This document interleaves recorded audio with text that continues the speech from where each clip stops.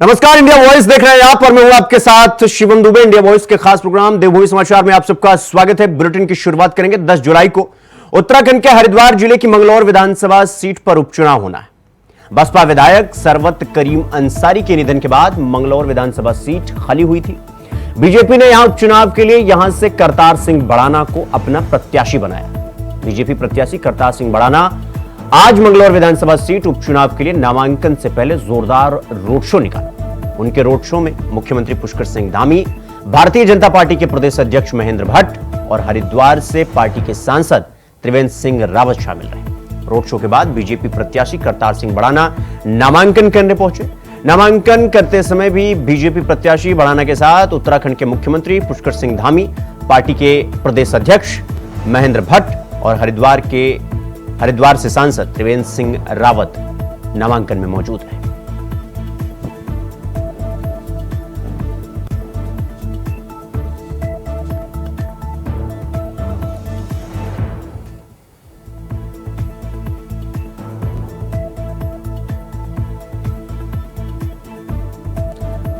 तो नामांकन में मुख्यमंत्री पुष्कर सिंह धामी मौजूद रहे और मंगलौर विधानसभा सीट से नामांकन किया गया और इस नामांकन में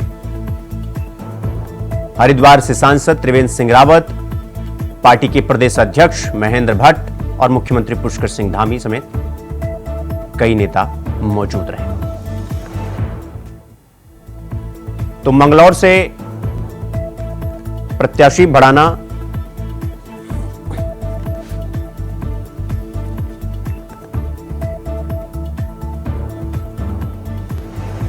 इस खबर पर हमारे साथ हमारे सहयोगी विकास चौहान हमारे साथ हरिद्वार से जुड़ गए हैं। विकास, आज प्रत्याशी बड़ाना मंगलौर से जो कि प्रत्याशी हैं उपचुनाव के, वो नामांकन करने पहुंचे। पहला तो ये रोड शो में कितनी भारी भीड़ रही और रोड शो में कौन कौन से नेता मौजूद थे और नामांकन के समय कौन कौन से नेता मौजूद थे? विकास, देखिए, भाजपा के जिस तरह से जो प्रत्याशी हैं करतार सिंह बड़ाना, आज वो हरिद्वार के कलेक्ट्रेट पहुंचे थे, जहां उनके साथ मुख्यमंत्री और प्रदेश अध्यक्ष महेंद्र भट्ट और हरिद्वार सांसद जो अभी चुने गए हैं त्रिवेंद्र सिंह रावत, वो यहाँ पर मौजूद थे।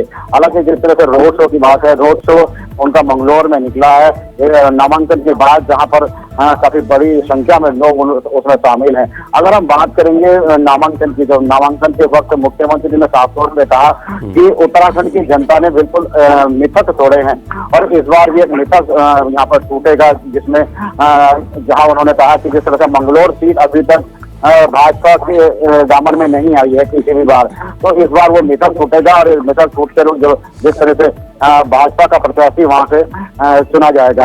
वहीं अगर हम बात करें करतार सिंह बड़ाना की, तो उन्होंने भी दावा किया कि मुख्यमंत्री पुष्कर सिंह धामी प्रदेश में जिस तरह से कार्य कर रहे हैं, एक युवा मुख्यमंत्री हैं और जिस तरह से उनका कार्य हो रहा है पूरे प्रदेश में, तो वहीं उससे प्रभावित होकर लोग उनको यहाँ पर चुनेंगे और कमल बिल्कुल मंगलौर सीट पर खिलेगा। तो हालांकि जिस तरह से पूरा सिनेरियो हम देख सकते हैं कि पूरा आज काफी उत्साह में प्रत्याशी भी यहाँ पर दिखाई दिए, उनके कार्यकर्ता भी यहाँ पर काफी उत्साह में दिखाई दिया और मुख्यमंत्री ने खासतौर पर अपील मंगलौर की जनता से की। उन्होंने कहा कि जिस तरह से डबल इंजन की सरकार है प्रदेश में और केंद्र में, उसका और हाथ मजबूत करने के लिए मंगलौर सीट को भी उनके हाथ में दिया जाना चाहिए, क्योंकि मंगलौर सीट से उन्होंने कहा कि मंगलौर विधानसभा काफी पिछड़ी हुई विधानसभा है, जिसकी विकास के लिए अब जनता को आगे आकर कमल को यहाँ पर चुनना होगा। जी विकास, जिस तरीके से हम लगातार देख रहे हैं, चाहे वो लोकसभा का चुनाव हो, चाहे कोई आम चुनाव हो, उपचुनाव हो, कोई भी चुनाव हो, बीजेपी के प्रदेश के जितने नेता हैं उत्तराखंड के, वो सक्रिय नजर आते हैं। खास करके मुख्यमंत्री जिस तरीके से कोई भी चुनाव हो, किसी में जो है ढिलाई नहीं बरतते हैं, उसी तत्परता और जोश जुनून के साथ उस जमीन पर उतरते हैं, अपने प्रत्याशियों को जोश से भरते हैं, कार्यकर्ताओं में जोश भरते हैं। और यही वजह है कि हमने लोकसभा चुनाव में 5 की 5 सीट पर कांग्रेस को क्लीन स्वीप करते हुए हमने मुख्यमंत्री को देखा। तो क्या इस चुनाव में, इस उपचुनाव में मुख्यमंत्री कांग्रेस को किसी प्रकार की लीड नहीं देना चाहते और यही वजह है कि नामांकन से लेकर चुनावी जमीन तक मुख्यमंत्री लगातार अपने प्रत्याशियों के साथ बने हुए? जी बिल्कुल, आपका कहना बिल्कुल सही है, क्योंकि मुख्यमंत्री क्या या भाजपा का एक नेचर है, क्योंकि वो किसी भी चुनाव को हल्के में नहीं लेना चाहती है। वहीं ये इसको बानगी यहाँ पर भी देखने को मिलता है कि मुख्यमंत्री जितने भी यहाँ पर उपचुनाव हैं, चाहे वो हरिद्वार यहाँ पर मंगलौर का हो, चाहे बद्रीनाथ का हो, वो खुद उनके प्रत्याशियों के साथ पहुंचकर नामांकन के लिए आगे बढ़कर आए हैं। वहीं अगर हम प्रदेश में पूरे प्रदेश के भ्रमण की बात करें, वहाँ पर लगातार वो भ्रमण करते हैं, लगातार जनता से संपर्क उनका लगातार रहता है। पिछले दिनों भी देखा गया है, लगातार चाहे वो हरिद्वार हो, चाहे कोई भी कोना ऐसा नहीं है जहाँ पर प्रदेश भर में वो भ्रमण ना करते हों। तो उसी से प्रभावित होकर भी भडाना ने, जिस तरह से करतार सिंह भडाना ने भी खुद कहा कि युवा जो मुख्यमंत्री है, उनका जो काम है वो अपने आप में एक अलग बयान करता है। काम का जो उनका तरीका है, उससे कहीं ना कहीं जनता उससे प्रभावित है, और उन्हीं को आगे करते हुए उन्होंने कहा कि वो चुनाव इसलिए जीतेंगे क्योंकि मुख्यमंत्री का जो काम है वो जनता को काफी पसंद आता है। जी विकास, बहुत बहुत धन्यवाद आपका हमारे साथ जुड़ने के लिए और जानकारी साझा करने के लिए। तो बद्रीनाथ विधानसभा उपचुनाव के लिए भाजपा के प्रत्याशी राजेंद्र भंडारी आज नामांकन करने पहुंचे। नामांकन के मौके पर जिले के प्रभारी मंत्री धन सिंह रावत और बीजेपी की जिला अध्यक्ष रमेश, पूर्व राज्य मंत्री पुष्पा पासवान सहित तमाम दिग्गज नेता मौजूद रहे। भाजपा प्रत्याशी ने कहा कि विकास के मुद्दों को लेकर भी जनता के बीच जाएंगे। निश्चित तौर पर जिस प्रकार लोकसभा के चुनाव में उन्होंने फतह हासिल हुई है, उनको फतह हासिल हुई, ठीक उसी प्रकार बद्रीनाथ उपचुनाव में भी वो रिकॉर्ड मतों से विजयी होंगे, क्योंकि आमजन केंद्र और राज्य सरकार के विकास की नीतियों और जन कल्याणकारी योजनाओं से खुश है जनता।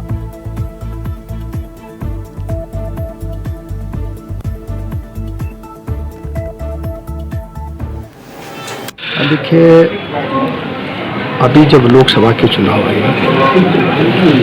तो राजेंद्र भंडारी जी ने यहाँ से इस्तीफा इसलिए दिया कि मोदी जी ने जितना काम जो है चमोली जिले के लिए किया है, और उत्तराखंड सरकार ने भी चमोली जिले के लिए जो जो काम हो सकते थे वो सब किए, और इसलिए वो मोदी जी से प्रभावित होके और भारतीय जनता पार्टी में शामिल हुआ। और मैं अभी तक जहाँ भी गया हूँ, लोगों ने मन बना लिया है कि हमको डबल इंजन की सरकार चाहिए। और अब 10 जुलाई को जैसे यहाँ के चुनाव होंगे, तो जैसे यहाँ से राजेंद्र भंडारी जी विधायक बनेंगे, तो जो भी काम रह गए थे वो अब बहुत तेज गति से पूरे हो जाएंगे। तो इस खबर पर हमारे साथ हमारे सहयोगी दीपक शाह कर्णप्रयाग से फोन लाइन पर हमारे साथ जुड़ गए हैं। दीपक, आज दोनों सीट पर, मंगलौर और बद्रीनाथ सीट पर नामांकन हो गया, और आज बद्रीनाथ सीट से राजेंद्र सिंह भंडारी ने भी अपना नामांकन कर दिया। अब क्या वक्त आ चुका है कि जब चुनाव की रणभूमि पर पूरे जोर शोर के साथ, पूरे ताकत के साथ नेता चुनावी मैदान में उतरेंगे? मेरा सवाल आपसे यह है कि नामांकन के दौरान कौन कौन से नेता मौजूद रहे, और दूसरा, और अब उपचुनाव में, उपचुनाव की चुनावी रणभूमि में अब पूरी तरीके से ताकत झोंकेगी भारतीय जनता पार्टी? जरूर, जिस प्रकार से लोकसभा चुनाव के दौरान जो कांग्रेस के बद्रीनाथ क्षेत्र के विधायक राजेंद्र भंडारी थे, उन्होंने इन मौके में भारतीय जनता पार्टी में शामिल हो गए थे। इसके बाद से बद्रीनाथ विधानसभा की जो सीट थी इसके बाद खाली हो चुकी है। लेकिन अब जिस प्रकार से बद्रीनाथ विधानसभा और मंगलौर के लिए मतदान की तिथि घोषित हो चुकी है, उसके बाद से जहाँ भारतीय जनता पार्टी ने राजेंद्र सिंह भंडारी पर दांव खेला है, तो वही कांग्रेस ने लखपत सिंह बुटोला को अपना प्रत्याशी बनाया है। बात की जाए तो आज भाजपा के प्रत्याशी राजेंद्र सिंह भंडारी ने अपना नामांकन किया। साथ ही उनके साथ इस टाइम सीएम पुष्कर सिंह धामी मौजूद है, कैबिनेट मंत्री धन सिंह रावत, जिला अध्यक्ष रमेश नौकरी सहित थराली और कर्णप्रयाग के विधायक भी मौजूद रहे हैं। जी दीपक, जिस तरीके से लोकसभा चुनाव में हमने देखा कि वहां पर धामी मुख्यमंत्री की अध्यक्षता में ये चुनाव हुआ और मुख्यमंत्री पूरी तरीके से जोर शोर लगाए और पांचों की पांचों लोकसभा सीट जीत गए, क्या वही जोश और जुनून हमें इस उपचुनाव में भी देखने को मिलेगा और भारतीय जनता पार्टी के शीर्ष नेताओं की जो टोली है वो चुनावी मैदान में हमें देखने को मिलेगी और उसी जोश और जुनून के साथ? जी, जिस प्रकार से लोकसभा चुनाव की बात की तो उत्तराखंड की 5 लोकसभा सीटों को भारतीय जनता पार्टी ने अपने खेमे में डाल दिया। उसके बाद से भारतीय जनता पार्टी कहीं ना कहीं एक जोरों खरोशों से अगले चुनाव के लिए आगे आ रही है। बात की जाए तो दोनों मंगलौर हो चाहे बद्रीनाथ विधानसभा चुनाव के लिए, तो ऐसे में शीर्ष नेतृत्व ने पूरी तरह से कह दिया है कि जिस प्रकार से लोकसभा चुनाव के लिए तैयारी हुई थी, जिस प्रकार से वो चुनाव लड़ा गया था, उसी प्रकार बद्रीनाथ विधानसभा का भी चुनाव लड़ा जाएगा। ऐसे में सीएम खुद पुष्कर सिंह धामी खुद मैदान में उतरे हैं। आज वो खुद राजेंद्र भंडारी के चुनाव रैली में मौजूद हुए और अब जनसभा को भी उन्होंने संबोधित किया है। दीपक, हमने ये देखा कि कांग्रेस जिस तरीके से इस उपचुनाव में दोनों प्रत्याशी हैं, चाहे मंगलौर से करतार सिंह भड़ाना हो, बद्रीनाथ से राजेंद्र सिंह भंडारी हो, कांग्रेस दोनों पर आरोप लगाते हुए हाथों हाथ ले रही है इन्हें और इन्हें क्रिटिसाइज भी कर रही है तमाम मंचों से। हमने देखा कांग्रेस क्या इस उपचुनाव में ये इस सोच के साथ उतरेगी कि इस उपचुनाव में बीजेपी को तो हराना ही है, खास करके जनता के मन में ये उत्पन्न करना है, जनता के मन में भी ये सवालिया निशान खड़ा करना है कि ये प्रत्याशी जो दोनों हैं ये दोनों अलग अलग फील्ड के हैं, दोनों अलग अलग पर अलग अलग आरोप है। यही वजह है कि बीजेपी किसी भी प्रकार का कोरकसर नहीं छोड़ना चाह रही है इस उपचुनाव में। जिस प्रकार से कांग्रेस के एकमात्र सीट थी ये बद्रीनाथ विधानसभा के, तो कहीं ना कहीं कांग्रेस को एकमात्र सहारा जरूर था कि राजेंद्र भंडारी एक विधायक है, लेकिन एन मौके में जिस प्रकार से उन्होंने पाला बदला उससे कहीं ना कहीं कांग्रेसियों तो नाराज जरूर थे, लेकिन जनता भी कहीं ना कहीं नाराज थी। ऐसे में देखा गया कि लोकसभा चुनाव के दौरान जो बद्रीनाथ विधानसभा की सीट थी उसमें चमोली जनपद में सबसे कम भाजपा जनता पार्टी को यहाँ से मतदान हुए थे। यानी कहीं ना कहीं लोगों का नाराजगी भी कहीं ना कहीं राजेंद्र भंडारी को लेकर चल रही है। ऐसे में कहीं ना कहीं भाजपा जनता पार्टी ने इस आंकड़े को जरूर देखा होगा, इसलिए वो स्वयं इस पूरे चुनाव को एक मॉनिटरिंग कर रही है। इसलिए तमाम नेतागण यहाँ पर डेरा डाल चुके हैं। और ठीक है दीपक, बहुत बहुत धन्यवाद आपका हमसे जुड़ने के लिए और जानकारी साझा करने के लिए हमारे साथ। बुलेटिन में रुकेंगे एक छोटे से ब्रेक के लिए, खबरों का सिलसिला जारी है, फौरन लौट रहा है। ब्रेक के बाद एक बार फिर आप सबका स्वागत है मेरे साथ। रुक करेंगे अगली खबर की ओर। अगली खबर देहरादून से है, जहां प्रधानमंत्री नरेंद्र मोदी के ड्रीम प्रोजेक्ट यानी सैन्य ध्यान को लेकर हाईकोर्ट ने एक फैसला सुनाया है, जिसके तहत हाईकोर्ट ने उत्तराखंड में बन रहे सैन्य धाम की जमीन के बंदोबस्त पर फिलहाल रोक लगा दी है। निर्माणाधीन सैन्य धाम की कुछ हिस्से की जमीन पर कब्जा होने की बात सामने आ रही है। दरअसल उत्तराखंड में एक और धाम, 5वें धाम सैन्य धाम के रूप में निर्माणाधीन, जिस पर हाईकोर्ट ने निर्माण वाली जमीन को होने वाले बंदोबस्त पर फिलहाल रोक लगा दी। सैन्य धाम की कुछ हिस्से पर कब्जा करने का बड़ा आरोप लग रहा है, जिस कारण मामला हाईकोर्ट पहुंच गया है और कोर्ट ने फिलहाल ऐसे भाग की जमीन पर निर्माण कार्य पर रोक लगा दी है और अब मामले में अगली सुनवाई 18 जुलाई को है। सैनिक कल्याण मंत्री गणेश जोशी का यह कहना है कि हाईकोर्ट पर टिप्पणी करना सही नहीं है, लेकिन कुछ गलत तथ्य कोर्ट में प्रस्तुत किए गए हैं, क्योंकि अभी तक 500 मीटर के दायरे में निर्माण कार्य पर रोक लगाने का कोई फैसला सरकार की तरफ से लिया ही नहीं गया है। केवल सैनिक कल्याण निदेशालय की तरफ से प्रस्ताव शासन को गया है और जो व्यक्ति कोर्ट गया है उसका अभी दाखिला खारिज नहीं हुआ है। नहीं, मेरे से कोई भी सहमति नहीं हुई है। कोई सहमति हुई है तो इनको मुझे कोई पत्र दिखाए। मेरे से को पहले यह था, इन्होंने जब निर्माण कर लिया, मैंने इन लोगों से कई बार बोला नाप करके मेरी ज़मीन अलग कर दो, तो पटवारी और टाल मटोरी करते रहे। फिर मुझे सूचना के अधिकार में जवाब प्राप्त हुआ कि मेरी 1400 मीटर ज़मीन इनकी अंदर आ गई है, जो कि मेन ज़मीन मेरी खसरा नंबर 211, जिसमें मुख्य द्वार बना हुआ, लेफ्ट हैंड में एक टिकट का काउंटर जो भी बता रहे हैं जो बन रहा है वो मेरी ज़मीन पर बन रहा है। विरोध करने के बाद भी मेरे से कई बार हुआ, बाकायदा आप मानेगा अधिकारियों ने भी बोला कि हम लपड़ में नहीं पड़ते, उन्होंने काम बंद करा। फिर उन्होंने मुझे लास्ट मोमेंट पे एसडीएम साहब ने बुलाया, इससे पहले नंदन जी थे, फिर एक वो आए थे सैनी जी आए थे, शायद दीपक सैनी थे एसडीएम, और उसके बाद हरिगिरी जी आए। उन्होंने कहा नहीं मोदी जी का ड्रीम प्रोजेक्ट है, इसको काम करो तो मैं दूसरी जगह ज़मीन दे देंगे। इन्होंने ज़मीन मुझे दिखाई भी और मुझे बाउंड्री वाल भी करवाई, लेकिन उस बाउंड्री वाल का मैं करूँगा ना, मेरे हाथ में कोई कागज़ है ना मेरे हाथ में एक पत्र है। जब इन्होंने बोला कोई भी चीज़ मेरे पे नहीं है, उसके अलावा इन्होंने एक नई रोक लगा दी कि 500 मीटर के अंदर निर्माण नहीं होगा, तो मेरा तो विरोध इस चीज़ का है। बाकी मेरे ना तो सैन्य धाम का विरोध है, वो तो हमारे सरकार का काम है।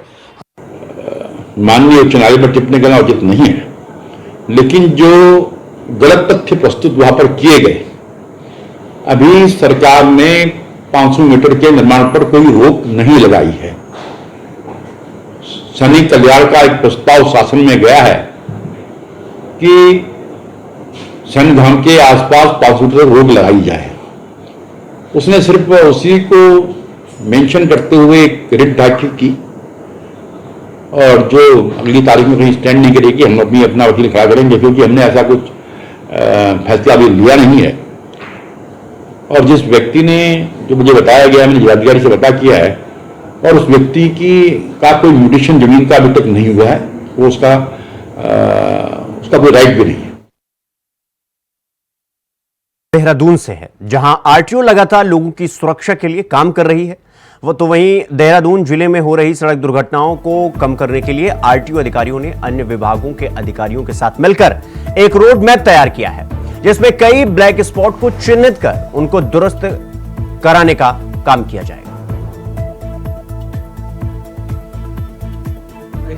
अभी जो है एक जॉइंट इंस्पेक्शन के लिए एक रोड सेफ्टी कमेटी ने एक टीम का गठन किया है, जिसमें परिवहन से, पुलिस से और निर्माणदायी संस्था, संबंधित रोड निर्माणदायी संस्था जो है उसमें शामिल होंगे, जिसमें जो है हम लोग 49 जो ब्लैक स्पॉट जिले में हमने जो है चिन्हित किए हैं, उनका जो है संयुक्त निरीक्षण किया जाएगा। उसमें क्या क्या कार्य हो चुके हैं और क्या क्या उसमें अभी कमियां बाकी हैं, उसका एक संयुक्त निरीक्षण अभी जो है ये बहुत जल्द ये टीम करने। तो उत्तराखंड की हरिद्वार पुलिस ने लाइक, कमेंट और फॉलोअर्स बढ़ाने के चक्कर में बियर बांटने वाले यूट्यूबर को सबक सिखा दिया है। हरिद्वार पुलिस ने यूट्यूबर के खिलाफ पुलिस एक्ट में चालान कर उसे चेतावनी जारी की है। पुलिस ने साफ कहा है कि अगर फिर से युवक ने ऐसी हरकत की तो पुलिस की तरफ से बड़ी कार्रवाई की जाएगी। इस दौरान जानकारी देते हुए हरिद्वार के एसएसपी परमेंद्र डोभाल ने यह बताया कि सोशल मीडिया पर, सोशल साइट पर एक वीडियो काफी वायरल हो रहा था, जिसमें एक यूट्यूबर जिसका नाम अंकुर चौधरी है, उसने अपने चैनल पर लाइक और कमेंट्स बढ़ाने के लिए मुफ्त में बियर जगह जगह छुपाकर बांटने का काम करता हुआ दिख रहा था। जिसका संज्ञान लेते हुए, जन भावनाओं का सम्मान करते हुए और धर्मनगरी की मर्यादा को देखते हुए पुलिस ने युवक का पुलिस एक्ट में चालान करते हुए चेतावनी दी।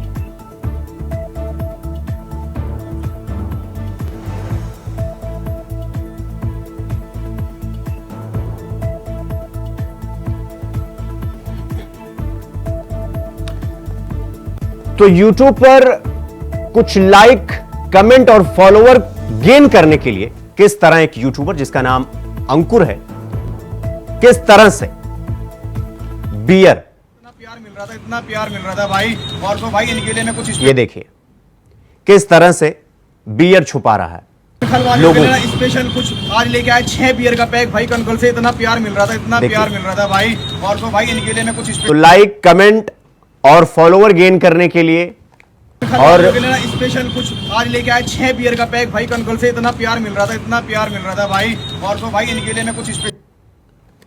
तो लाइक, कमेंट पाने के लिए किस तरह से लोग इस तरह की हरकत करते हैं, और ये यूट्यूबर हैं और इन पर अब पुलिस ने कार्रवाई की है, इन्हें चालान करके चेतावनी दी गई।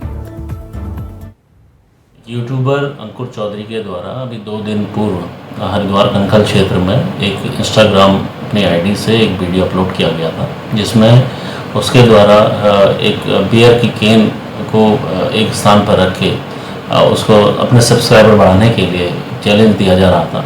पुलिस के जब हमारे सामने मामला संज्ञान में आया था तो पुलिस ने तत्काल इसमें एक्शन लिया था, और लोगों ने भी इसमें काफ़ी विरोध किया था, क्योंकि वह एरिया ड्राई क्षेत्र है और वहाँ पर इस तरीके का एक कृत्य जो है उससे लोगों की भावनाएं भी आहत हुई थी। पुलिस ने तत्काल इसको संज्ञान में लेते हुए उस यूट्यूबर को थाने में बुलाया और उसके खिलाफ 81 पुलिस एक्ट का चालान भी हमने किया है। साथ में उसको ये हिदायत दी है कि अगर भविष्य में इस तरीके की घटना अगर उसके द्वारा दोबारा की जाती है, ऐसा कोई मामला संज्ञान में आता है, तो उसके खिलाफ जो भी सख्त कार्रवाई होगी वो की जाएगी। मेरा नाम अंकुर चौधरी है। कल मैं कंखल क्षेत्र में गया था एक रील बनाने के लिए।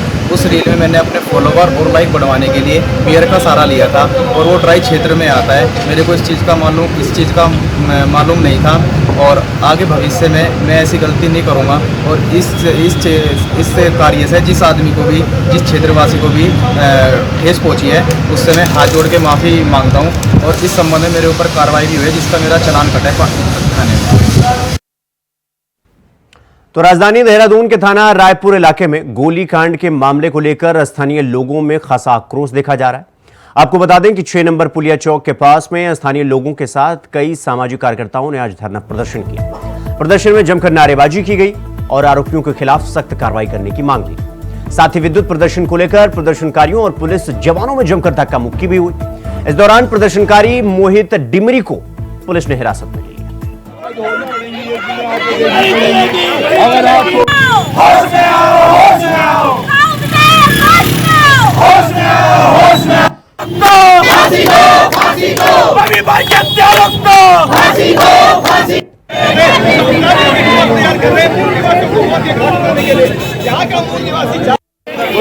रवि बडोलो को न्याय दिलाने और अपराधियों के आतंक के खिलाफ देहरादून के 6 नंबर पुलिया पर शांतिपूर्ण तरीके से आंदोलन कर रहे थे।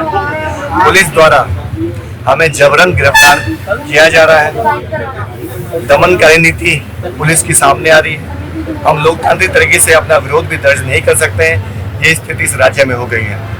हम ये कहना चाहते हैं, हमारे उत्तराखंड में अपराधी बढ़ते जा रहे हैं। बाहरी राज्य के गुंडे बदमाश यहाँ अपने पैर जमा चुके हैं। जमीन के उनके अपने कारोबार पनप रहे हैं। इस वजह से यहाँ का जो मूल निवासी है उसका भविष्य सुरक्षित नहीं है। रुक करेंगे अगली खबर की ओर। खबर जसपुर से है। बरसात को लेकर सरकार और जिला प्रशासन सतर्क नजर आ रहा है, जहां पर जिसके चलते पहले ही नदी और नालों की सफाई का काम जोरों पर है। दरअसल आपको बता दें कि जसपुर के गांव राजपुर में फीका नदी पर बना बंदा बरसात में क्षतिग्रस्त हो जाता है, जिसको लेकर पहले भी सिंचाई विभाग ने बंदे की मरम्मत का काम किया था। तो वहीं इस बार बरसात से पहले ही पूर्व विधायक शैलेंद्र मोहन सिंघल ने राजपुर गांव पहुंचकर फीका नदी पर बने बंदे का निरीक्षण किया। साथ ही सिंचाई के अधिकारी, अनुभवी ठेकेदार और जियो ट्यूब के निर्माण करने वाली कंपनी के अधिकारियों से बातचीत की।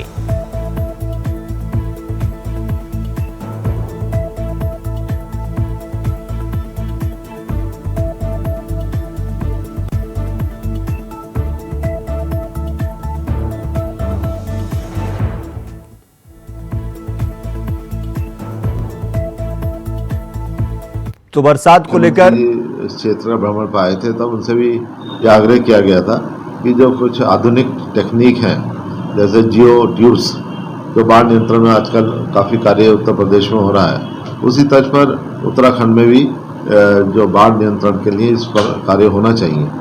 तो उसके लिए लगातार प्रयास चल रहा था और इस बीच जिला मजिस्ट्रेट के साथ भी वार्ता हुई और एक निर्देशित किया गया कि सिंचाई विभाग को कि एक्सपेरिमेंटल लेवल पर राजपुर।